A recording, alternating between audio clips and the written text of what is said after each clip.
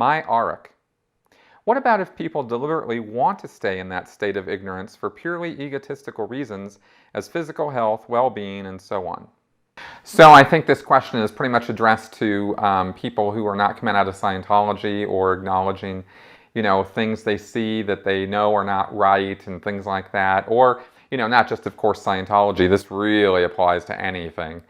And this is actually the battle that we have as critical thinkers, right? Is the education of people who don't want to be educated. Critical thinking almost becomes a sales job, of selling somebody the truth. And you almost have to use those kind of techniques in order to get through to people sometimes, because they have these things, these mental reactions to things that we use terms like cognitive dissonance and confirmation bias, and they think with certain logical fallacies, things like this. We use these terms to describe the thought process of basically not wanting to give up on ideas that you kind of know or suspect aren't really true, but you want to hold on to them anyway. That's the push and pull of our emotion versus our intellect, and it's a battle.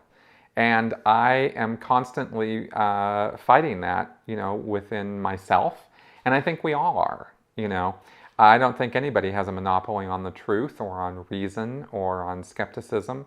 We know that these things exist, and we try our best to live up to our ideals and the rules and guidelines of them, but we all stumble around in the dark with this because we're human and we have these pesky emotions, and we have these beliefs and these ideas that we have that have no real basis in any real fact, Now, when you get into the subject of willful ignorance or deliberately staying in a state of ignorance, that's denial, and you overcome that by just keep pushing the truth on a person, I mean, if it's worth it, but there's also that question too when you're talking to people who are doing that sort of thing is how much is it worth it? What interest do you have in getting somebody to give up beliefs they have? How destructive are they? We talk about destructive cults, right? Well, they're destructive for a reason. They're destructive because they actually hurt people emotionally, psychologically, financially. They rip apart families and friendships and things like that. Really overtly destructive stuff. And the thought molding and that kind of thing, that's a lot more subtle, because lots of things do that. Every commercial you see is trying to mold your thoughts.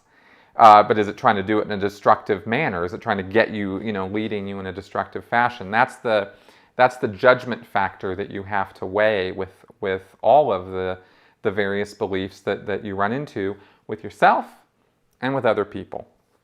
So I think really my best answer to this what these kinds of situations is you have to take it on a case-by-case basis of what's the cost benefit ratio of trying to change somebody else's life versus leaving them alone to believe whatever they want to believe or think whatever they want to think.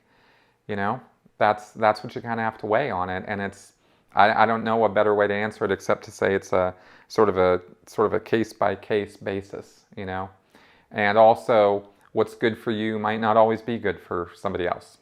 So I know that's a totally kind of I don't mean to come across as in a wishy-washy way.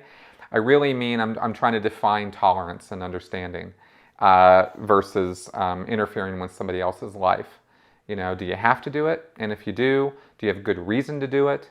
And if you do, then, good. Then move forward and see what you can do. But you're going to have to do it with care, compassion, and respect, because you won't get through to a person any other way.